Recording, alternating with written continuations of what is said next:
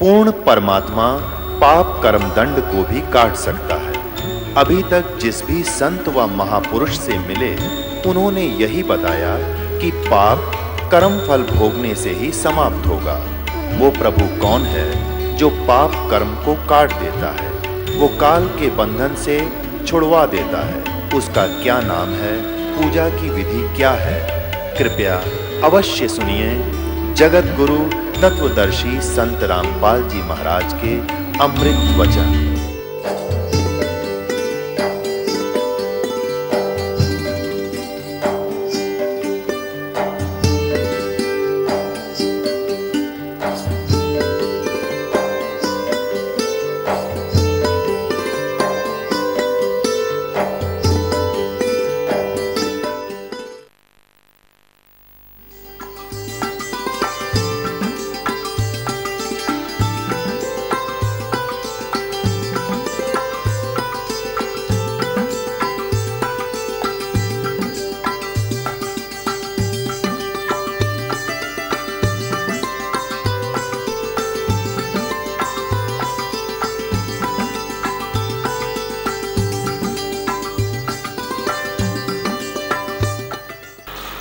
पूर्ण ब्रह्म, सारी सृष्टि के रचनहार, कुल मालिक, अनंत कोटि ब्रह्मांड के रचनहार कबीर परमेश्वर की असीम कृपा से आज इस घोर कलयुग में इस पवित्र नगरी दिल्ली मंडल के अंदर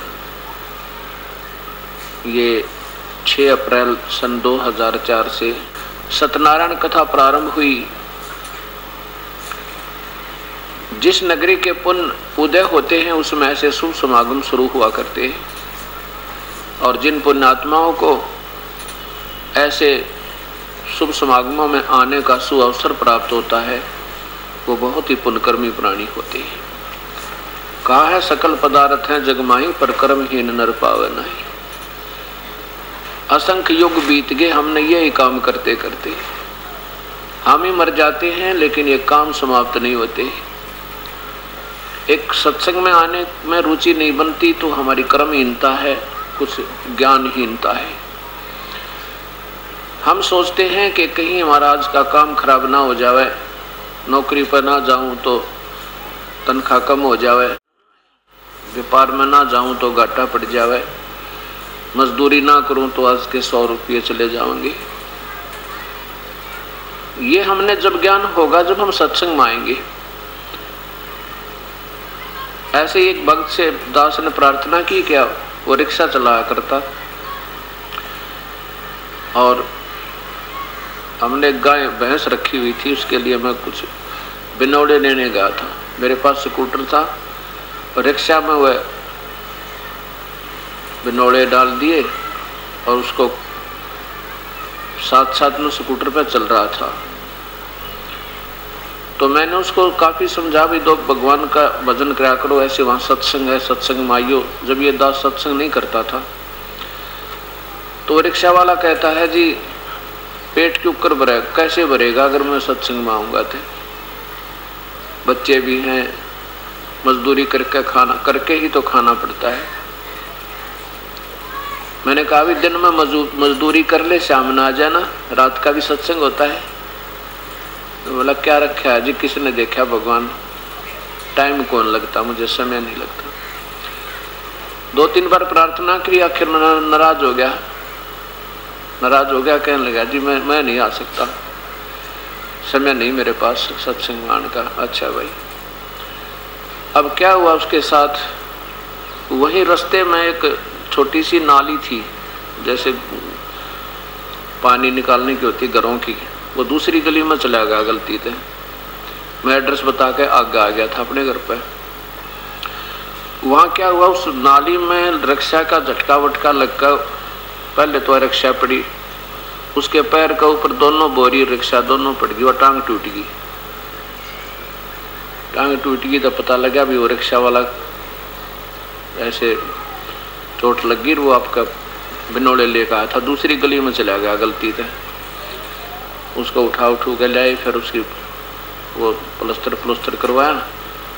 अब वो अपने घर पर भेज दिया उनके पे। अब वो 3 महीने खाट पर बैठा रहा, और जब 10 में 1 घंटा 2 घंटे 4 मतलब 1 दिन भी परमात्मा के लिए नहीं था, वह मजदूरी भी गई और वह चोट लगी न्यारी और साथ में पैसे लगे।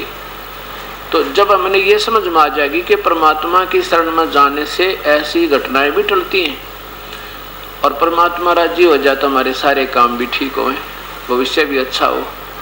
और इसी भूल को करके हम परमात्मा से दूर होते जा रहे हैं और जिसके कारण हम दुख पर दुख हमें और ज्यादा हो रहा है। इसलिए परमात्मा कबीर परमेश्वर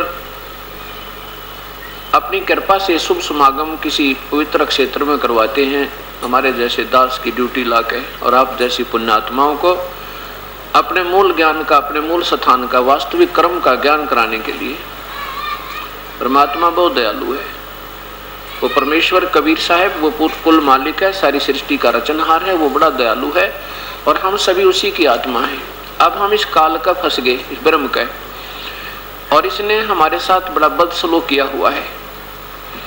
हमारे को अपना मूल पिता भी बुला दिया, ज्ञान सारा अधूरा करवा दिया अपने अनजान संतों के अंदर स्वयं प्रवेश करके, और असंग जन्म हो गया हमने जन्मते और मरत्या ने, असंग जन्म हो गया संतान संपत्ति की ऐसे ही हम सुरक्षा करते हैं, और ना संतान रहती है हमारे साथ, ना संपत्ति रहती है, और 1 सेकंड में मर जाते हैं, फिर ना जाने क्या हो जाता है।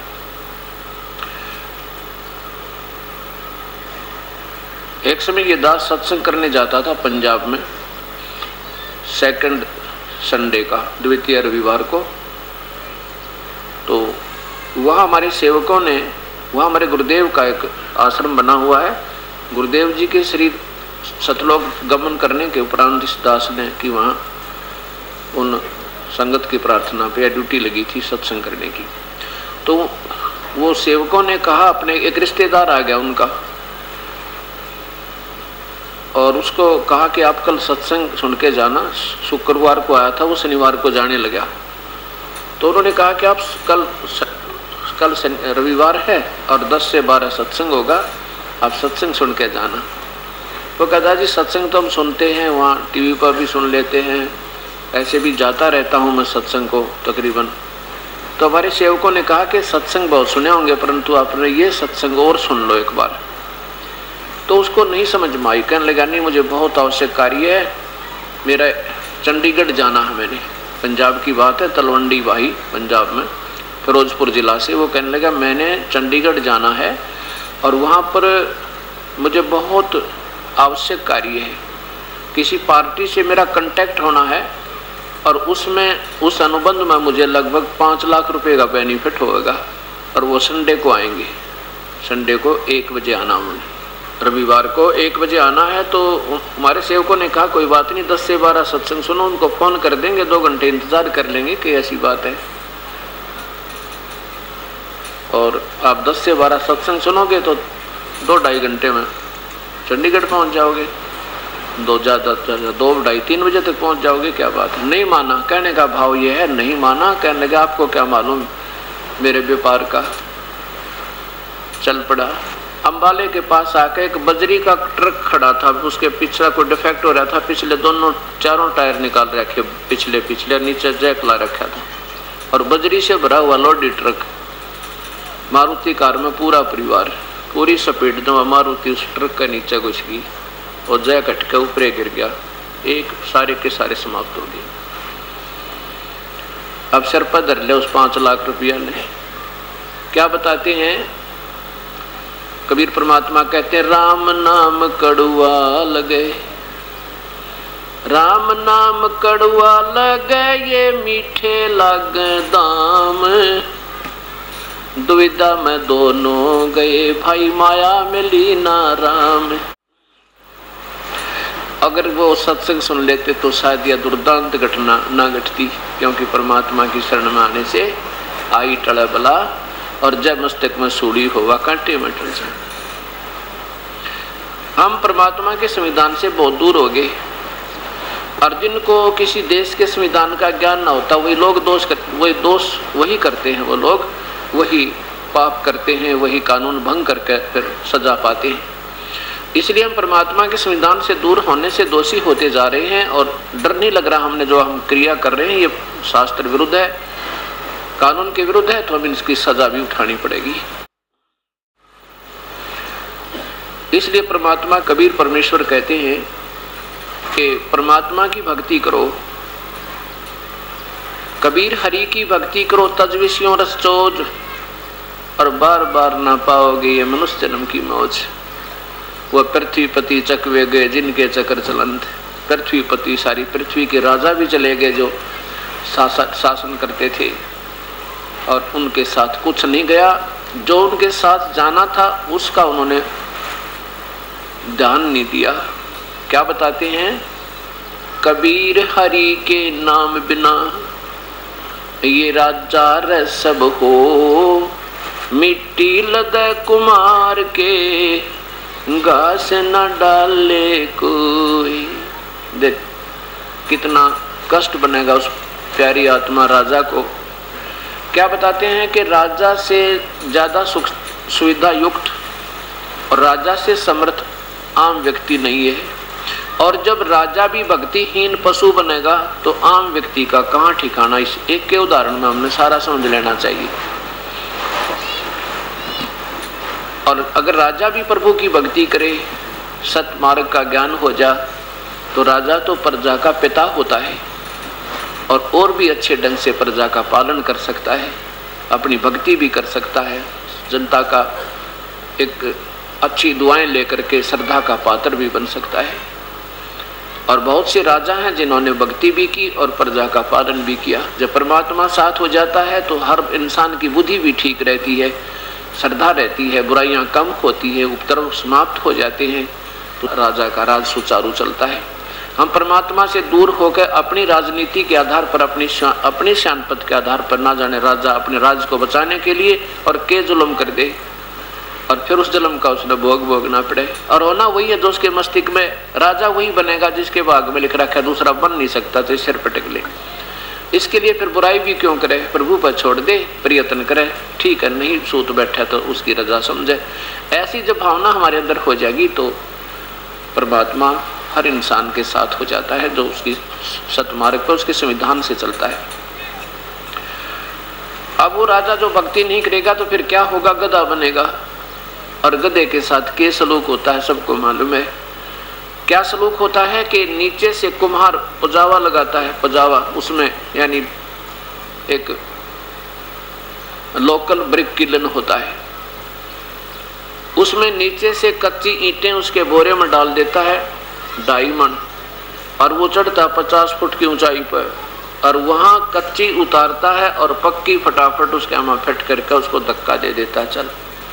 और सुबह से लेकर शाम तक पानी भी नहीं पियाता, उसको चारा भी नहीं चरने का समय देता। शाम के समय जो बिल्कुल सारा काम से फारिग होगा तब उसको धक्के दे देगा, चल तू बनी में जंगल में घास अपना पेट भर का।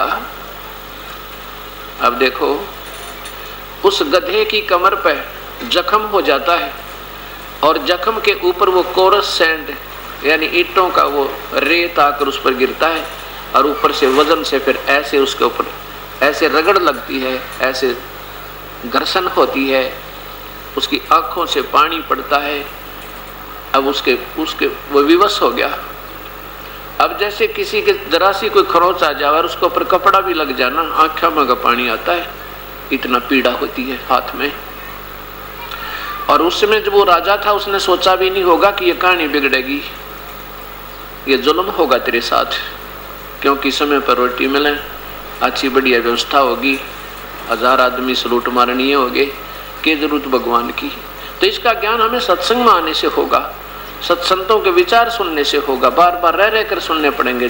जैसे एक बार ना समझ में आओ दूसरी बार सुने, दूसरी बार भी नहीं समझ में आओ तीसरी बार सुने, क्योंकि ये भी तो रंग धीरे धीरे चढ़ेगा। जैसे उस आम समाज के माया जोड़ने का, सुखी प्रभुता का हमारे ऊपर ये आवरण छा गया। उसके बाद क्या बताते हैं कि बीबी पर्दा रही थी, वो डोडी लगे थी बार। क्या बताते हैं कि वो राजा की रानियां बीबी अपने महलों में रहा करती थी और पर्दों के अंदर रहती थी और सामने कई कई पहरेदार खड़े रहा करते थे। और वो रानियां जो है अपने पिछले संस्कारवश शुभकर्मी प्राणी थी और रानी बन गई। सारी सुविधाएं उपलब्ध हैं, काजू और किशमिश के बांदियां बनाती हैं नौकरानियां और वो खा रही होती हैं और जूठा छोड़ती हैं, उनको नौकरानियां खाती हैं।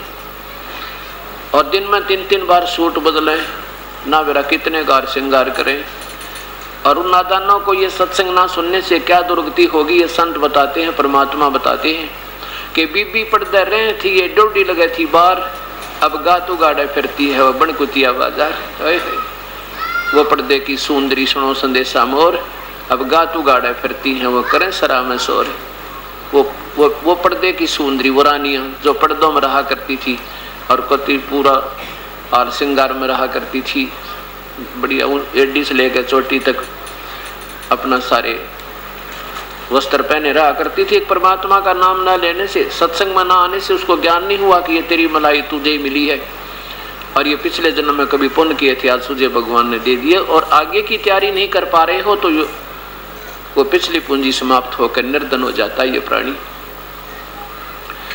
अब उस प्यारी आत्मा को, पुण्य आत्मा रानी को ये ज्ञान नहीं हुआ कि मानव शरीर ऐसे नहीं मिलता जैसा तूने सोच रखा है। वो ये सोच रही होगी कि आगे फिर रानी बन जाऊंगी, ये ठाठ फेरोंगे, नहीं, भविष्य के लिए तो तैयारी अब करनी पड़ेगी।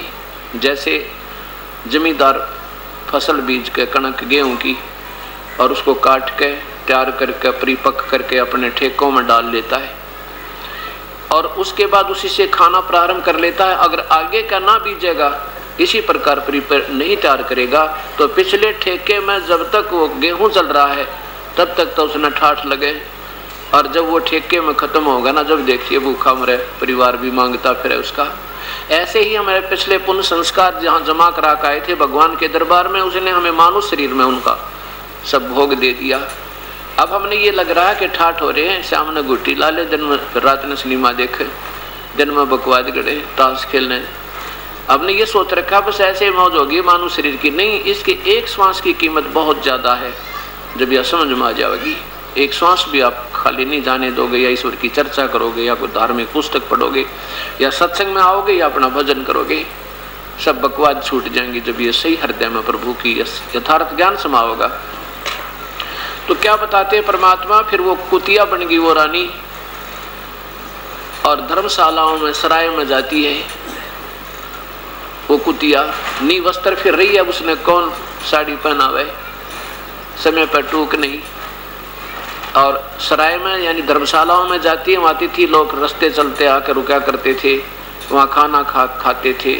आध घंटे तक वो खाना खाने वाले के मुख की तरफ देख रही है वो रानी जो काजू की खीर खाया करती थी और जूठी सोटा करती थी। एक प्रभु याद ना करने से अब एक टूक के लिए तरस रही है, एक ग्रास के लिए तरस रही है और खाने वाले के मुंह की तरफ देख रही है।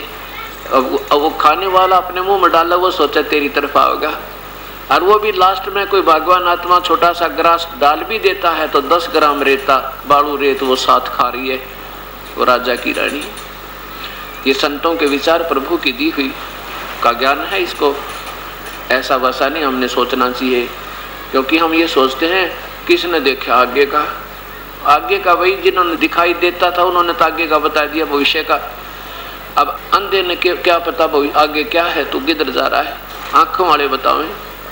आंखों वाले जैसे कोई सूरदास जा रहा था किसी रास्ते से और कोई आंखों वाला आ गया, कहने लगा भाई सूरदास, ए ब्लाइंड मैन, तू कहाँ जा रहा है, इधर, ये तो रास्ता बहुत खराब है,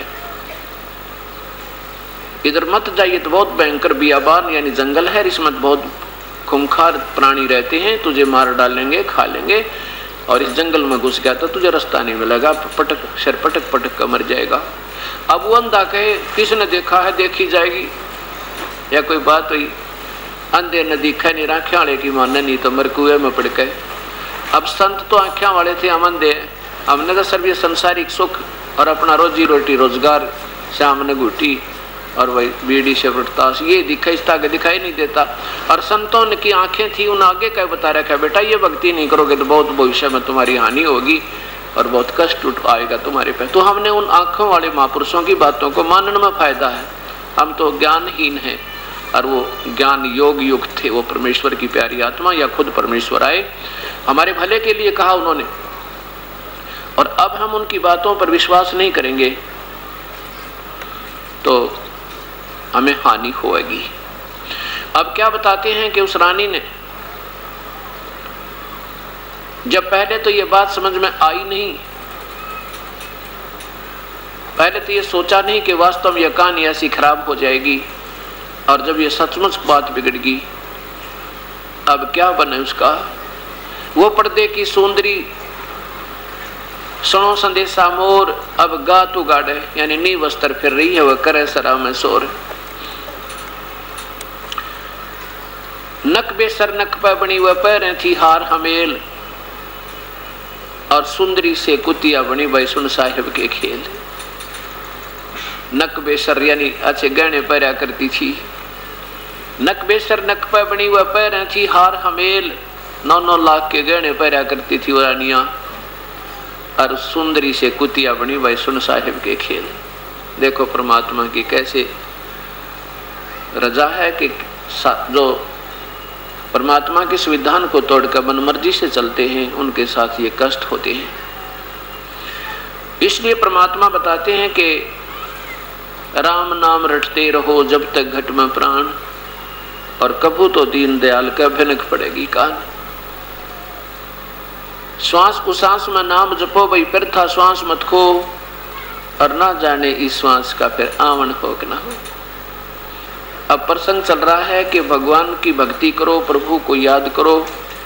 वो परमात्मा कौन है जो भक्ति करने योग्य है, और वो विधि कौन सी है जो शास्त्र अनुकूल है। अब 4 दिन के सत्संग में आपको यही फैसला होगा। जिन पुण्यात्माओं को 4 दिन का सत्संग श्रवण करने का यह शुभ अवसर प्राप्त होगा, धन भाग हो जाएंगे वो, उनकी कई पीढ़ी तक का सुख होगा। अभी तक हमारे पास ये सत्ज्ञान नहीं पहुंचा, जबकि हमारे शास्त्रों में पहले विद्वान है ये, और इसके विपरीत दंत कथाएं बनाने वाले महापुरुषों ने अपना भी जीवन खोया और साथ में इन प्यारी आत्माओं को गुमराह करने के दोषी और बन गए। अब वो परमात्मा पूर्ण ब्रह्म है जिसकी भक्ति हमने करनी चाहिए। जैसे आपने कल के सत्संग में सुना था कि वो परमात्मा कैसा है, वो आकार में है और मनुष्य जैसा है, और उसी परमात्मा के शरीर से तेज निकल रहा है, प्रकाश निकल रहा है। कल आपने 4 पवित्र धर्मों के पवित्र शास्त्रों में ये प्रमाण मिला कि वो परमात्मा सहशरीर है, मानव सदृश है, उनका तेजो में शरीर है, उसका नाम कबीर है। अब ये तो शास्त्रों ने बता दिया कि परमात्मा कोई पूर्ण ब्रह्म है जिसने सारे ब्रह्मांडों को रचा और 6 दिन में सृष्टि रची, 7वें दिन तख्त पर अपने मूल स्थान सतलोक में चला गया, और वो कबीर नाम है उसका। अब ये बाकी रहा कि वो कबीर क्या यही है जो काशी में आया था जुल्हा बन के? हाँ, ये वही है। अब इसके लिए प्रत्यक्षदर्शी संत जिन्होंने आंखों देखा उस प्रभु को, जिन्होंने प्राप्ति हुई सतपुरुष की, कल आपके सामने पवित्र आत्मा आदरणीय श्री गुरु नानक देव जी ने आंखों देखा हाल अपने परमेश्वर कबीर साहब का। जब सचखंड में देखा सतलोक में उस परमेश्वर को, और फिर काशी में देखा था उजुलाहा का काम करते हुए खड्डी में बैठ के, जब कहा था ये फाई सूरत मलुक की वेश, ये वही परमात्मा जो मैंने सतलोक में देखा था। और वहां मेरे पास जब ये गया था बेई नदी पर, वहां इसने जिंदा रूप बना रखा था, जिंदा महात्मा का, और यहाँ पर इसने अपनी साधारण वेशभूषा जैसे बनारस के लोगों की होती है, धोती और कुर्ते में बैठ के अपनी फाई सूरत, जो कि तो वही सूरत है, वही भगवान है ये। और मलुक की वेश, जिस मुल्क में जिस क्षेत्र में जाता है ये वैसा वेश बना लेता है, और सतलोक में जब पहुंचा तो वहां तेजों में शरीर बना लिया इसने। फाई सूरत मलुक की वेश, ए ठगवाड़ा ठगी देश, खरा सियाणा बोते वारिये, धानक रूप रहा करतार। कल आपने पवित्र गुरु ग्रंथ साहिब के अंदर उस पवित्र आत्मा की अपनी आंखों देखी वाणी का दर्शन भी किया और साथ में श्रवण भी किया।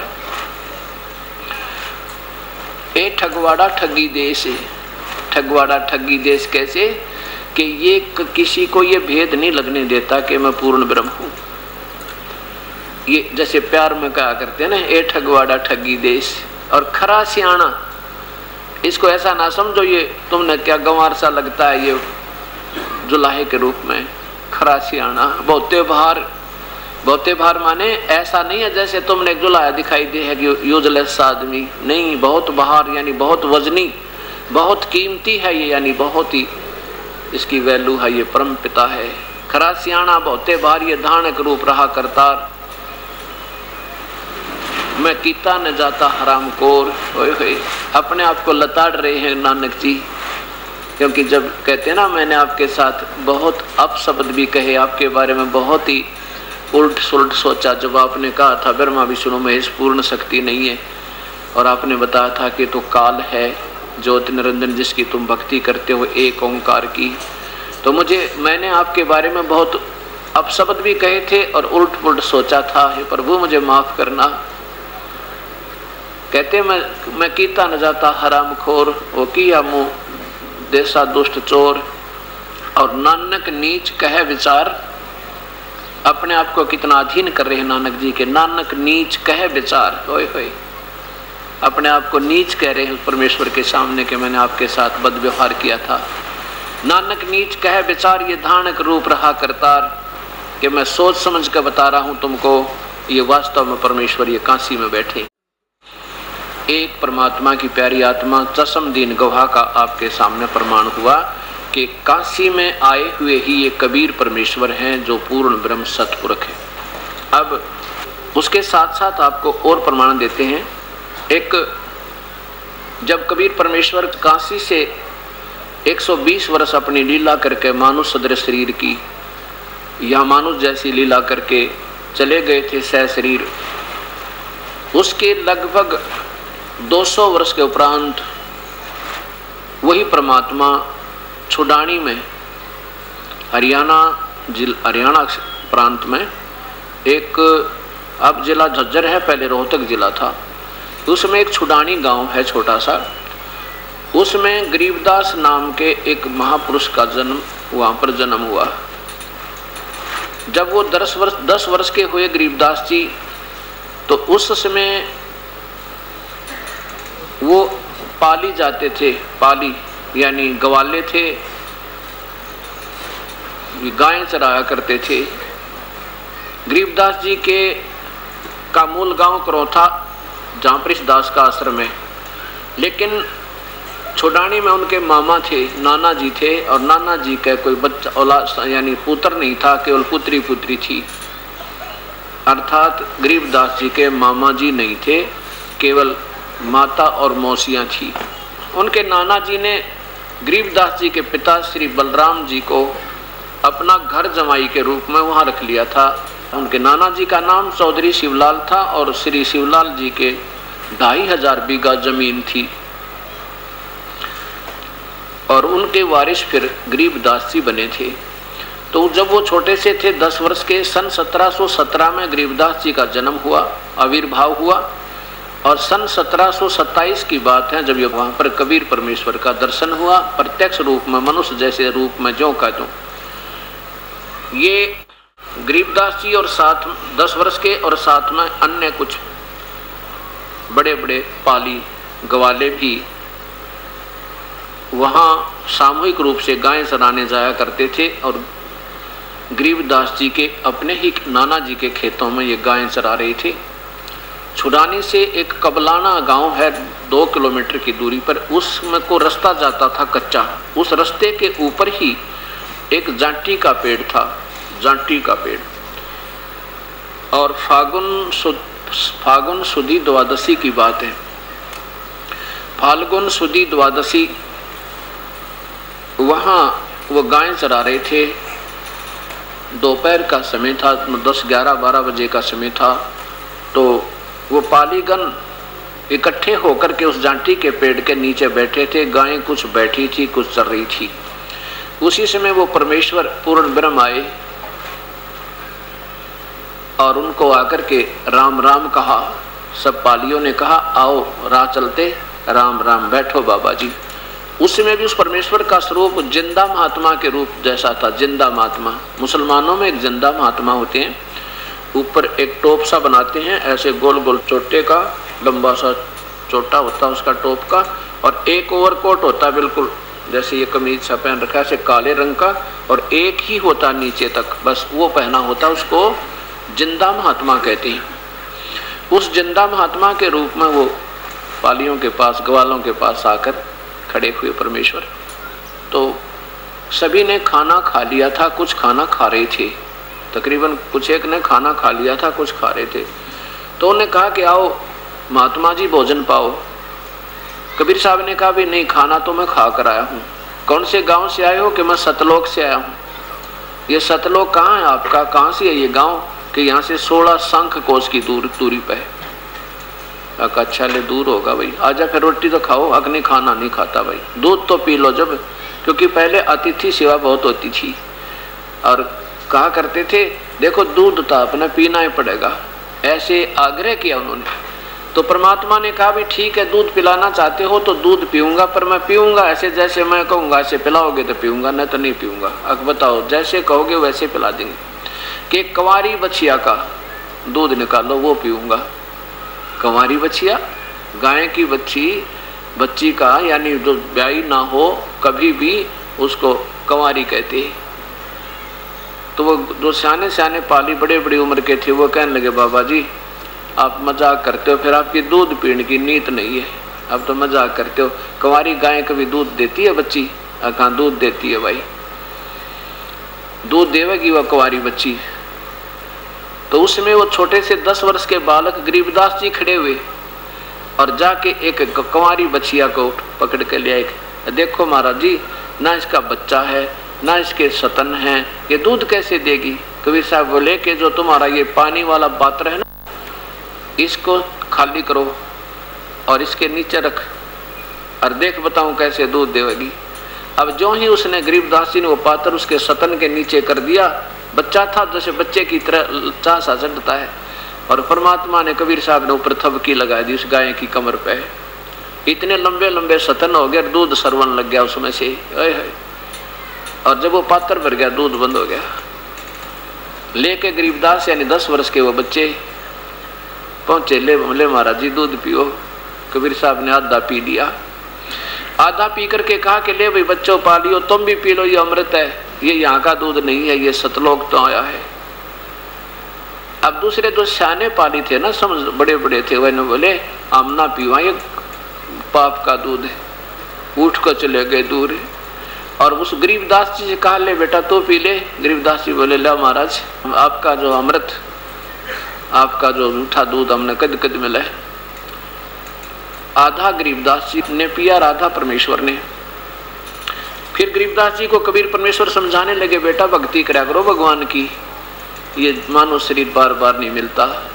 गरीबदास जी कहने लगे भक्ति तो हम करते हैं महाराज जी, शिव जी का मंदिर है उसकी पूजा करते हैं, और भी कई नाम गिनाए, हम राम कृष्ण का जाप जपते हैं। कबीर साहब ने कहा बेटा ये भगवान पूर्ण नहीं है, ब्रह्मा विष्णु महेश ये स्वयं नाशवान है, इनकी जन्म और मृत्यु होती है। अब काफी कुछ कहा उनको, और एक परमात्मा और है जो पूर्ण ब्रह्म है, और मैं उसके पास आता जाता हूँ, अपना डबल रोल करके कह रही है, और वहां जाने के बाद फिर कभी मृत्यु ना हुए। देखो आज से कितना साधन संपन्न व्यक्ति है और कल मर जाएगा तो उसके साथ कुछ नहीं जाता पुत्र। असंख्य जन्म हो गए, जन्मते और मरते ने, अभी तक ये जीव का कल्याण नहीं हो पाया। और कितना कष्ट है, किसी की टांग कटी हुई है, किसी की आंखें फूटी पड़ी हैं, किसी को कोड लगा हुआ है, किसी का बेटा मर गया, किसी की बेटी मर गई, किसी को व्यापार में घाटा, रात में नींद नहीं आती। तो पुत्र ये कोई जीवन है? यहाँ का एक ऐसा स्थान है जहाँ पर जाने के बाद कभी जन्म मृत्यु नहीं होता, और वहाँ पर ना कोई दुख है, ना कोई कष्ट है, ना कोई मृत्यु है। इतना सुंदर शरीर मिलेगा, वहाँ परमात्मा के दर्शन होते रहते हैं, इतना प्यार से प्राणी रहते हैं, कोई मुकदमा नहीं, कोई लड़ाई नहीं, कोई झगड़ा नहीं। और ना ही किताब पाली जाना, क्योंकि पाली ने दुख बहुत होया करे। तो कहने लगे हे भगवान, फिर वो कहाँ वो भगवान, कैसे जाया जा सकता है वहाँ पे? कबीर साहब बोले मैं मंत्र दूंगा उसके पाने का, और उसका जाप किया करिए बेटा, फिर जब तेरा पूरा समय होगा ना इस मानव शरीर का, फिर तू मेरे वहाँ पहुँच जाएगा वहीं पर, और मैं तुझे लेने आऊँगा। फिर गरीबदास जी कहने लगे मुझे एक बार दिखा दो बाबा जी वो स्थान, फिर मेरा विश्वास हो जाएगा। कबीर साहब बोले अच्छा तो पहले तुझे दिखाता हूँ, बैठ जा। तू बैठ गया अपना, कहने लगे ले मंत्र जाप करिए, नाम ले। पहला नाम दिया, जलपान जैसे दूध के साथ वो पेय पदार्थ के साथ दिया जाता है, और कहने लगे अब चल मेरे साथ। शरीर वहीं छोड़ दिया, आत्मा निकाल ली। ब्रह्मा का लोक दिखाया, विष्णु का लोक दिखाया, शिव का लोक दिखाया, धर्मराज का लोक दिखाया, फिर ये काल दिखाया कि देखो बेटा ये काल बैठा, जिसको ये निराकार मानने चारों धर्म, ये तीनों धर्म जो है ना, जिसको पहले चौथा धर्म नहीं था बाद में बना, ये तीनों, हाँ चारों धर्म बन चुके थे उसमें। हाँ कहते चारों धर्म अब जिसको निराकार मानते हैं, ये दिखाओ आपको दिखाता हूँ।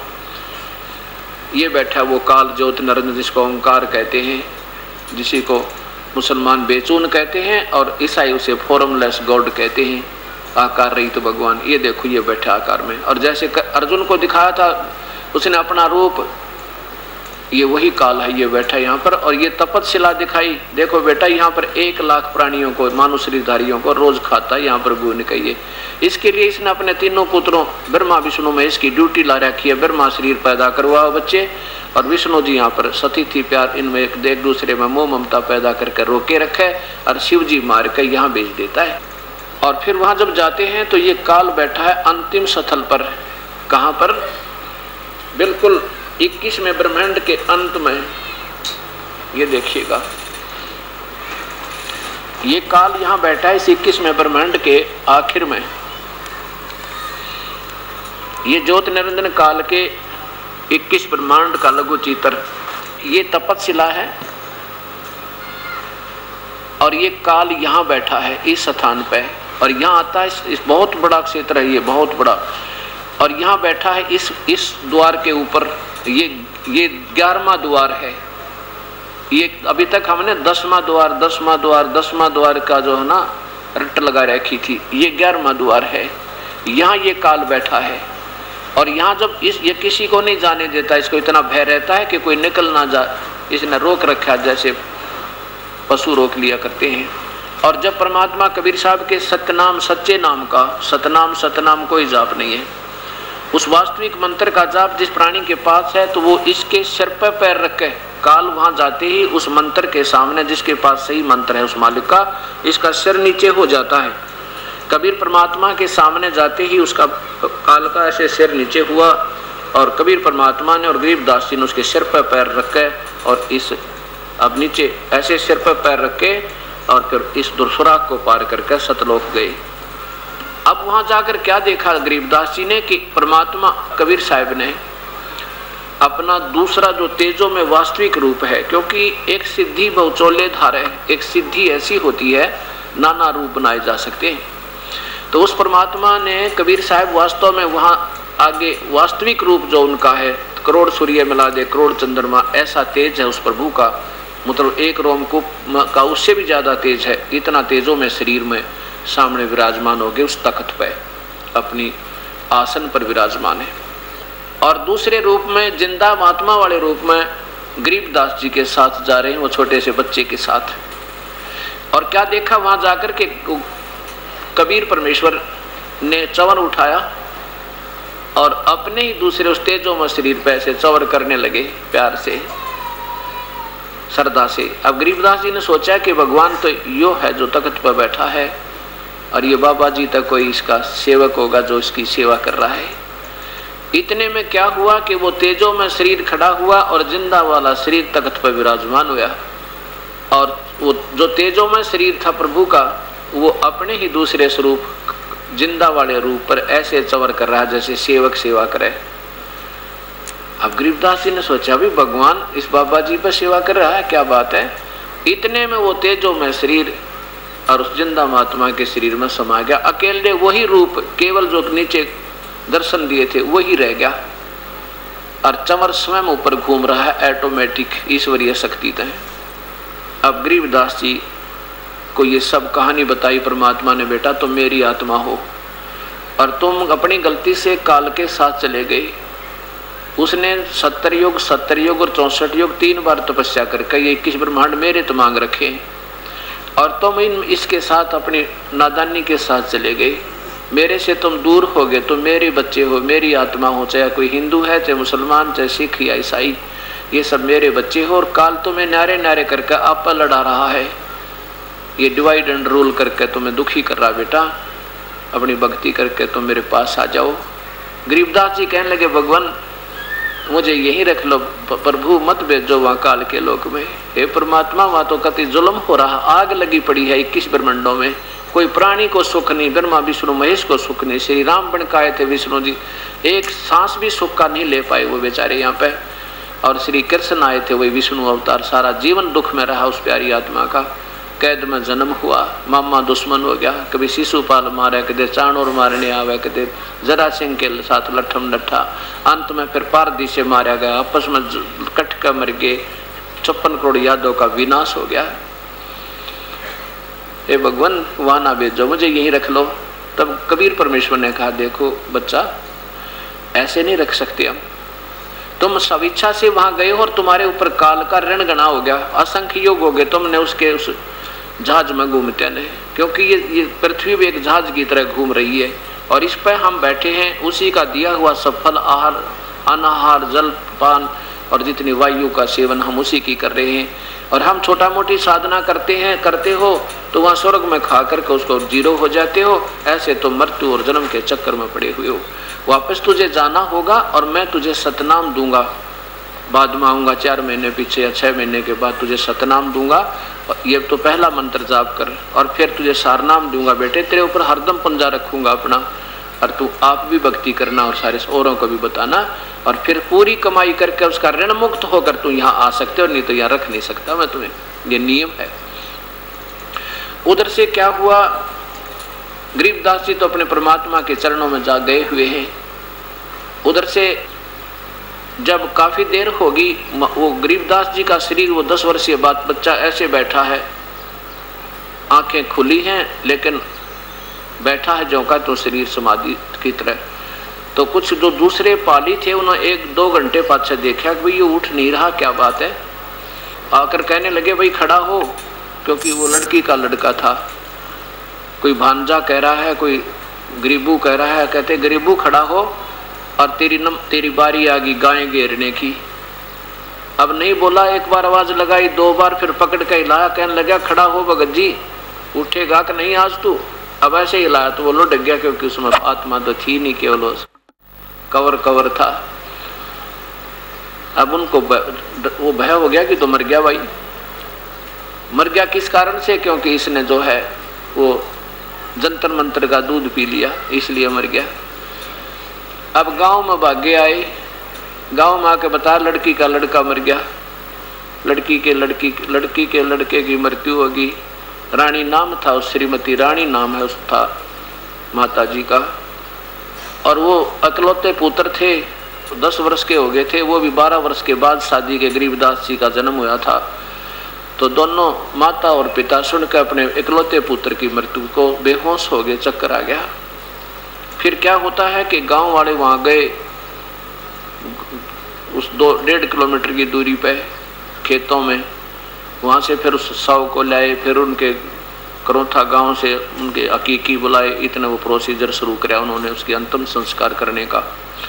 उधर से परमात्मा कबीर साहब फिर उनको छोड़ने के लिए वापस आते हैं तो वहाँ एक धर्मराज का लोक है, धर्मराज जो यहाँ सब एक ब्रह्मांड में सबका हिसाब किताब रखता है। उस धर्मराज के दरबार में जब कबीर परमेश्वर पहुंचे तो धर्मराज यानी यहाँ का ये चीफ जस्टिस एक ब्रह्मांड का हाथ जोड़ के और कुर्सी छोड़ के, चेयर छोड़ के दूर खड़ा हो गया और कहा है परवरदिगार विराजमान हो।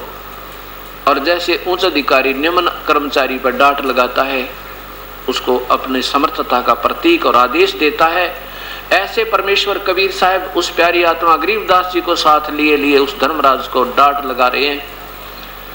क्या बताते हैं, गरीबदास जी ने फिर आके अपनी वाणी में बताई, आंखों देखा हाल। धर्मराय दरबार में देई कबीर तलाह के, मेरे भूले चुके हंस को तुम पकड़ियो मत कजा के। क्या कहते हैं परमात्मा, धर्मराज को धमका रही हैं कि खबरदार हो, कजा के निकम्मी आत्मा हो तुम काल के जाल में फंस गए और अपने आप को भूल चुके हो। अब मेरी आत्मा, मेरा हंस, जिसने मेरा सच्चा नाम पूरे संत तक प्राप्त हो, और वो भूल भटक के भी अगर कहीं और उसको तुम ले मत आना, उसका अकाउंट तुम्हारे पास, तुम उसका लेखा जोखा भी मत करना, उसको मेरे पास भेज देना। क्योंकि इस परमात्मा का एक यहाँ पर भी एक अलग से हर ब्रह्मांड में एक राजदूत भवन होते हैं ना, जैसे प्रत्येक ब्रह्मांड में प्रत्येक देश में प्रत्येक देश का। अब ये एक ब्रह्मांड देखो, ये आपके सामने ये सत्य यथार्थ कथा आ रही है इस परमेश्वर की महिमा की, और यथार्थ भक्ति संदेश ये अब आप तक पहुंच रहा है। ये एक ब्रह्मांड है, केवल एक ब्रह्मांड, जिसमें ब्रह्मा विष्णु और शिव केवल इन तीन लोकों पे, स्वर्गलोक, पृथ्वीलोक और पाताल लोक पर के विभाग के भगवान हैं। और यहाँ एक धर्मराज का लोक है जो इन सब प्राणियों का लेखा जोखा करता है। चाहे किसी को महास्वर्ग में जाना है तो महास्वर्ग में जाओ, महास्वर्ग में अपनी कमाई खा कर फिर इस नरक में आओ, नरक के बाद यहाँ पर गधे और कुत्ते बनो। ये इनका procedure hard and fast rule है, ये अटल नियम है। अब यहाँ पहुंचे कबीर परमात्मा इस धर्मराज के पास जाके कहने लगे, खबरदार जब तो मेरी किसी आत्मा ने ले आया और उसका हिसाब मत करना, मान ले मेरा उपदेशी है और उससे कोई भूल बन गई तो तुम उसका हिसाब मत करना। मेरे पास यहाँ परमात्मा का एक इसका अपना कबीर परमेश्वर का एक गुप्त स्थल है, वहाँ पर ये कोई नहीं जा सकते। ये फिर यहाँ से छोड़ देते हैं, उसका अकाउंट नहीं करते। जैसे इन्हें पता लग गया ना ये कबीर परमेश्वर का पूर्ण ब्रह्म का सेवक है, ये फिर उसका लेखा जोखा नहीं करते, उसको हाथ जोड़ लेते हैं, भाई तू जा यहाँ तक। फिर वो रियाद करता अपने परमेश्वर को, फिर ये प्यारी परमेश्वर अपने पास यहाँ बुला लेते हैं। इनको जब तक यहाँ रखते हैं उस प्यारी आत्मा को, जब तक इसका दोबारा कोई भक्ति संयोग ना हो तब इसको फिर मनुष्य रूप में जन्म देते हैं। और फिर ये भक्ति प्रारंभ स्वयं आकर के या मेरे जैसे दास की ड्यूटी ला कर फिर इन प्यारी आत्माओं को फिर चरणों में देते हैं, इनकी फिर भक्ति प्रारंभ कराते हैं, कमाई पूरी करवाते हैं। तो यहाँ कबीर परमेश्वर ने जब ये कहा कि धर्म राय दरबार में देई कबीर तलाक, मेरे भूले चुके हंस को तुम पकड़ियो मत कजाक। अब धर्मराज ने क्या कहा कि प्रभु आपके हंस को हम नहीं पकड़ेंगे, लेकिन परमेश्वर मेरी एक मजबूरी है कि जो प्राणी आपकी शरण में आने से पहले जो कर्म उसने किए उसके दोनों ही कर्मों का अकाउंट मेरे पास होता है, शुभ और अशुभ का। हे प्रभु आपके चरणों में आने के बाद तो ठीक है, आप उनके पाप कर्मों को अक्षीण कर देते हो, लेकिन उससे पहले का जो अकाउंट है वो तो मैंने इनको सजा देनी पड़ेगी, क्योंकि मेरे कागजों में विद्यमान है मालिक, मेरी मजबूरी है, मैं क्या करूं उसमें। तो कबीर परमात्मा कहते हैं, ये कर्म भरम ब्रह्मांड के मैं पल में करहूं नेश, नेश माने नष्ट कर दूंगा, कर्म काट दूंगा सारे इन पाप कर्मों को। और जिन हमारी दो ही देही सो करो हमारे पेश, जो जिसने मेरी दुहाई दी है कि मैं तो उनका हंस था, गलती से आ गया तेरे पास, मेरे पास पेश कर दो, तुम मत छेड़ना उसको। बोले पुरुष कबीर से धर्म राय कर जोड़े, आपके हंस को पकड़ू नहीं मुझे 2 ही लाख करोड़े। हाथ जोड़ कर कहे परमात्मा तेरे हंस न मैं नहीं, आपके हंस न मैं नहीं पकड़ूंगा। अब ये नकली कबीर पंथियों के ऊपर लागू नहीं है कि देखो इन्होंने सोचा हम भी नाम ले रखा हम भी कबीर पंथी है, नहीं। जो पंथ का क्या मार्ग अर्थ होता, पंथ माने वे रास्ता, जो रास्ता परमेश्वर ने बताया अगर उसके ऊपर चल रहे हैं तो कबीर पंथी कहलाते हैं। अब आपने मान लीजिए मथुरा से दिल्ली आना है तो हम सफर हो गए, पंथी माने हम सफर, यानी उस मथुरा से दिल्ली आने का रास्ता एक ही है और उसमें जो आ रहे हैं तो वो सही मथुरा दिल्ली आने वाले पंथी हैं और वो जा रहे हैं उधर मध्य प्रदेश की तरफ और फिर भी कहते हैं हम दिल्ली पंथी हैं। तो दिल्ली वाले पंथी नहीं, वो दिल्ली वाला रास्ता ही नहीं है, वो हमारे गलत जा रहे हैं, वो काहे के पंथी हुए। तो वो उनको भूल लगी हुई है, तो उन्होंने फिर देखना होगा कि वास्तव में हम कबीर पंथी हैं कि नहीं, कि हम कबीर साहब के बताए हुए मार्ग पर पूर्ण रूप से चल रहे हैं या नहीं चल रहे। तो उसके बारे में आपने इस दास के पूरे सत्संग सुनने पड़ेंगे कि वास्तव में आप कबीर पंथी हो भी कि नहीं। ठीक है, ये तो हम मानते हैं जो कबीर पंथी हैं वो परमात्मा कबीर साहब को परम शक्ति तो मानते हैं, इसमें तो कोई शक नहीं, लेकिन उनको उस परम शक्ति से लेने का लाभ का ज्ञान नहीं, तो उस जानकारी का क्या लाभ हुआ। मान लीजिए आपको पता है कि किसी जैसे मुख्यमंत्री एक बहुत बड़ी शक्ति है, बिल्कुल ठीक है, मानना भी चाहिए, तो सबने मानना चाहिए, लेकिन उसे लाभ कैसे मिलेगा, उसके लिए उसका खास आदमी पकड़ना पड़ेगा जो उसको अपना लाभ दिला सके। और प्रधानमंत्री का सबको मालूम है कि बहुत परम शक्ति है, ये तो अच्छी बात है, उसको ज्ञान अपने प्रधानमंत्री का, लेकिन उससे लाभ लेने के लिए वही व्यक्ति पकड़ना पड़ेगा जो उसका खास हो, जो वहां तक पहुंचा सके, मेरी जानकारी तो बात नहीं बने। तो ऐसे ये दास की प्रार्थना है। दास कोई किसी का दुश्मन नहीं, ना मुझे द्वेष है, लेकिन उस ईश्वर की रजा होगी मेरे पे। मैं भी आपकी तरह पहले ऐसे ही जिसने जो बताया उसकी साधना करने में आरूढ़ रहते थे और बड़ी श्रद्धा के साथ भक्ति किया करते थे। अब बबूल का बीज बीज के और उसमें पूरी श्रद्धा भी रखी जावे तो उसका यूजलेस है, आम नहीं लगे। आम ही बीज के और फिर वही श्रद्धा रखे, फिर उसका प्रतिफल सही मिले, ऐसा दास का कहने का तात्पर्य है। अब इतने में क्या हुआ, गरीबदास जी के शव को उठा के और चिता पर रख दिया और इतने में परमात्मा ने वो आत्मा उस शरीर में प्रवेश कर दी। उसके सारे बंधन अपने आप टूट गए जो ऊपर बांध दिया करते हैं जब उठा कर ले जाते हैं, और सारे शरीर में कंपन आई और कंपन हो गए, एकदम खड़े हो गए वो बच्चे। और फिर ये वाणी बोलने लगे, पर पटन पर लोक है जहाँ अदली सतगुर सहारे, भक्ति हेत से उतरे हे पाया हम दीदार। अलल पंख अनुराग है सुन मंडल रथीर, दास गरीब उधारिया मोए सतगुरु मिले कबीर। अनंत कोट ब्रह्मांड का एक रति नहीं भारे, सतगुरु पुरुष कबीर हैं ये कुल के सिरजन आरे। अब ये वाणी बोलने लगे। गांव वालों ने सोचा बच्चा जीवित तो हो गया, लड़की का लड़का, पर यू पागल हो गया, ये तो ऊट पटांग बोलने लग गया, ना जाने के भाषा बोला है। अब जब उन्होंने देख लिया वास्तव में हम कहाँ फंसे पड़े हैं, आदमी का जैसे दिमाग फेल हो जाया करे ना, ऐसी स्थिति हो जाएगी। जब आपको ये पता लग जाएगा हम भयंकर स्थान पर बैठे हैं, आपका चेतना लगा, फिर उस स्थान पर किस तरह छुटकारा हो आप यही सोचोगे। अभी तक तो आपको ज्ञान नहीं कि हम काल के मुंह में जान लग रहे हैं। अजगर मुंह बाएं बैठा है, मुंह खोले बैठा है काल, और 1 लाख मानव शरीरधारी प्राणियों का नियत आहार करता है। एक कल तो किसी का बेटा, किसी की बेटी, किसी का पूरा परिवार मर चुका और उनकी हाहाकार मच रही है। बाकी बच्चे भी सोच रहे हैं हमारा भी नंबर नहीं है, हम तो ठीक हैं।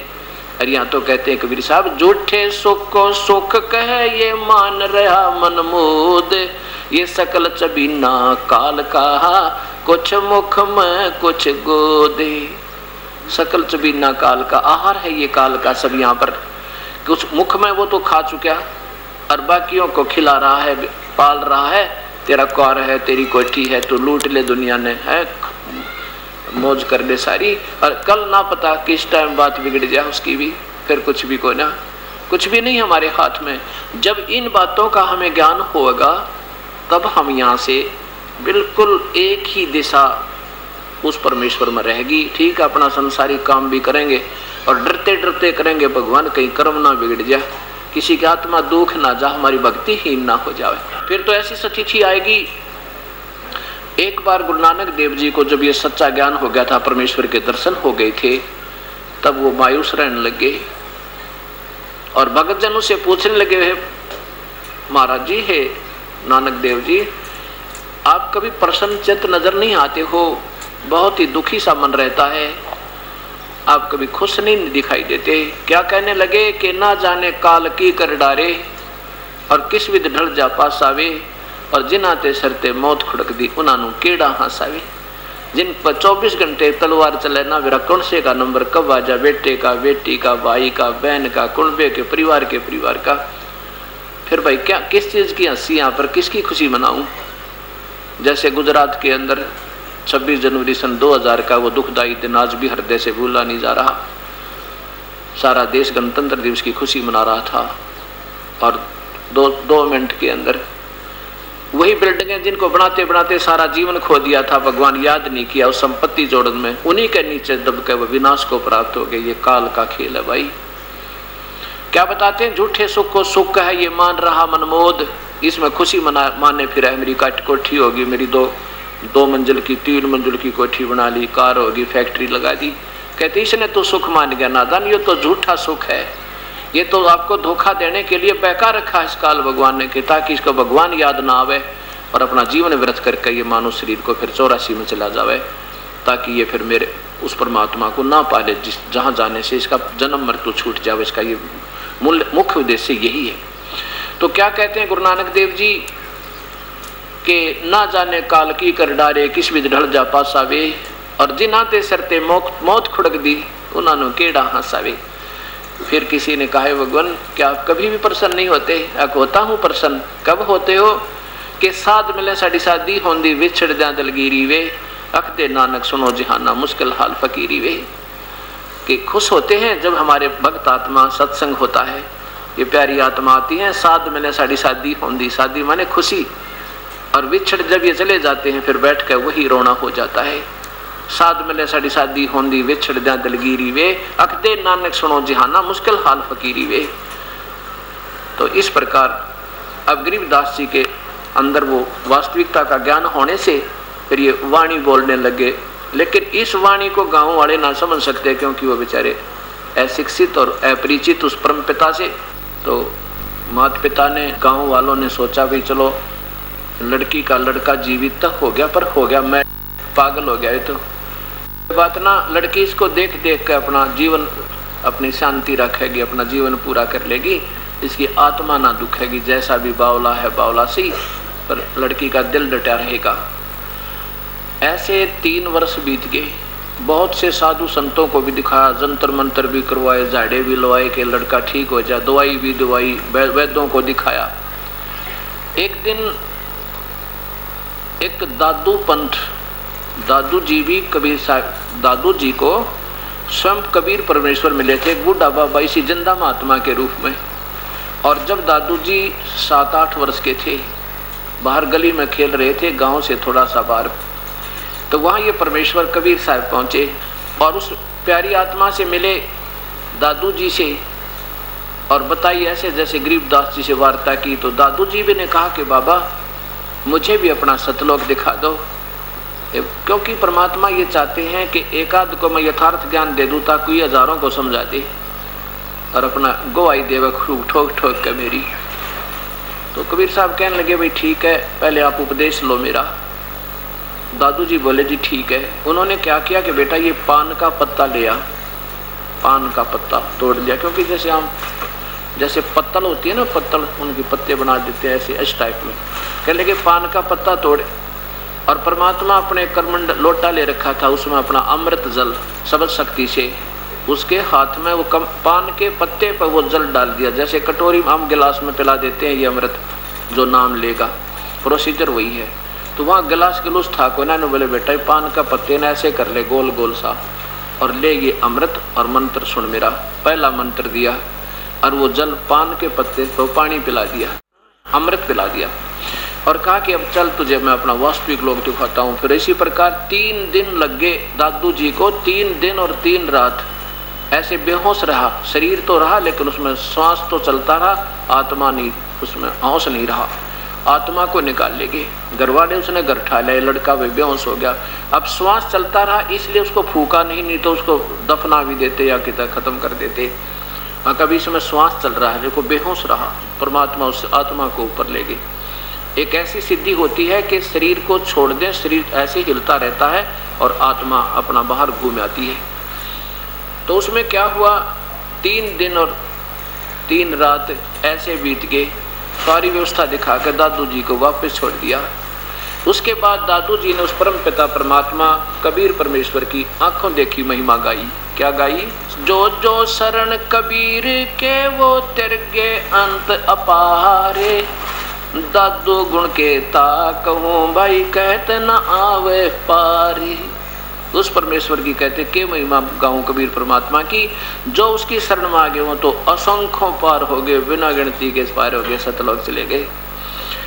कबीर करता आप है दूजा ना कोई, दादू पूर्ण जगत को हो भक्ति दरड़ावे सोई। दादू जी कहते हैं कि पूर्ण सारे जगत को वही भक्ति सत ज्ञान देते और किसी के पास सत ज्ञान नहीं है।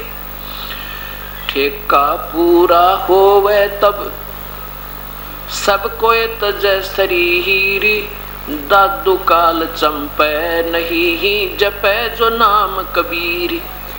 ठेका पूरा हुआ, श्वास पूरे होंगे तो सब शरीर त्यागना होगा। और जो उस परम पिता परमेश्वर का सच्चे नाम से संबंध हुआ हो चुका है पूरे गुरु के साथ, उसको काल निकट नहीं आ सकता। ठेका पूरा होवे तब सब कोई तजय शरीरी, दादू काल गंजय नहीं जपे जो नाम कबीरी। आदमी की आयु घटे तब यम घेरे आए, यम के दूत आकर पकड़ लेते हैं जब इसकी आयु समाप्त होती है। और सुमरण किया कबीर कहा दादू लिया बचाए। आदमी की आयु घटे तब यम घेरे आए, यम के दूत आ जाते हैं, काल के दूत आ जाते हैं लेने के लिए। और जब अपने परम पिता कबीर साहब को याद करके उसके सच्चे नाम का जब जाप करते हैं, किया मैंने, कहते दादू लिया बचा है, और कल यम के दूत भाग गए और परमात्मा कबीर साहब आ गए। मेट दिया अपराध सब आ मिले छनमाही। अपराध माने पाप कर्म सब काट दिए, क्योंकि कबीर परमेश्वर ही हमारे पाप कर्मों को काट सकता है और कोई शक्ति नहीं, ना ब्रह्मा काट सके, ना विष्णु, ना शिव, ना ब्रह्म, ना परब्रह्म, केवल पूर्ण ब्रह्म वो सतपुरुष हमारे पाप कर्म काट सकता है। मेट दिया अपराध सब आ मिले छनमाही, दादू संग ले चले वो कबीर चरण की छाही। क्योंकि उनके सीधे गुरु जी थे कबीर परमात्मा, और गुरु रूप में ही वो मालिक आए और ले करके उसको चल पड़े। सेवक देव निज चरण का दादू अपना जान, बिरंगी सत कबीर ने कर लिया आप समानी।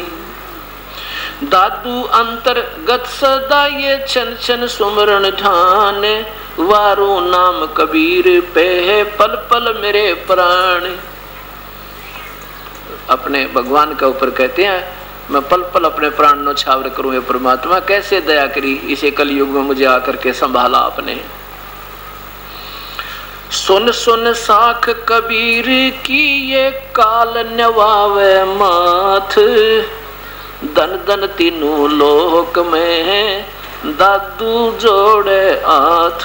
क्या कहते हैं कि कबीर साहब की महिमा, साख माने उनकी महिमा सुनकर, कबीर साहब की महिमा सुनकर ये 21 ब्रह्मांड का भगवान ब्रह्मा विष्णु महेश के पिता श्री ज्योत निरंजन ये काल भगवान ने कहा माथा ऐसे माथ निभावे, अपने शीश झुका दे, उस परमेश्वर की महिमा सुनते ही इतना इतना घबरा जाता है।